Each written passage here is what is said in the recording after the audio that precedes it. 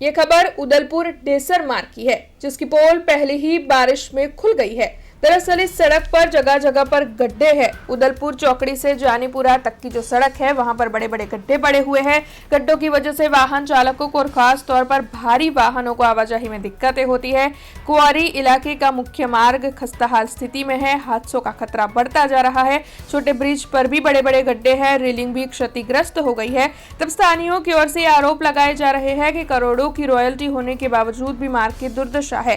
व्यापारी और गाँव के लोग तत्काल मरम्मत की मांग साझा कर रहे हैं। जब इस मामले को लेकर वहां के सरपंच नितेश चारण की ओर से ये चेतावनी दी गई है कि अगर जल्द ही त्वरित कार्रवाई नहीं हुई तो फिर उनकी ओर से आंदोलन किया जाएगा। बरसाती पानी में गड्ढे न दिखने की वजह से बड़े हादसे भी पेश आ सकते हैं।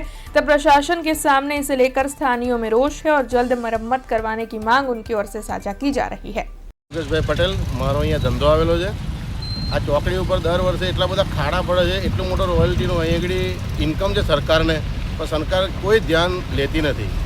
અને અહીંયા બાજુમાં બ્રિજ આવેલો છે 1/2 કિલોમીટરમાં, અને એની અંદર એટલો મોટો ખાડો પડ્યો છે કે ક્યારેક બાઇકવાળો એ ખાડામાં સીધો ઉતરી જશે અંદર। એટલો મોટો ખાડો પડ્યો છે। તંત્રની અંદર કોઈ જાતનો કોઈ ગંભીરતા આવતી નથી અને વારંવાર છણાવા છતાં પણ આનો કોઈ ઉકેલ આવતો નથી। तो बस खाली इनकम माटे ज सरकार बनाएली है।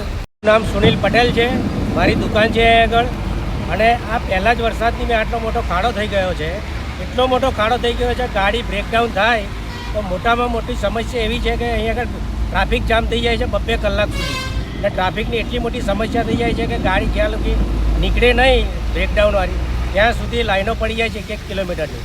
અને આ પહેલી વાર નથી, પહેલા જ વરસાદમાં થાય છે, આવું જ દર વર્ષે થાય છે। એટલો મોટો ખાડો છે કે કાર લઈને તે ખાડામાંથી નીકળે એવું જ નથી। અહીંથી કે 1/2 કિલોમીટર સુધી એટલા બધા ખાડા છે કે બાઇક લઈને તો ફેમિલી સાથે જવાય એવું જ નથી। હું ઉદલપુર ગ્રામ પંચાયત સરપંચ ચારણ નિતેશ રાજુભાઈ। અમારા ઉદલપુરમાં 3 જિલ્લાને જોડતી એક ચોકડી આવેલી છે અને મોટામાં મોટો ગુજરાતમાં મોટો કોરી ઉદ્યોગ આવેલો છે।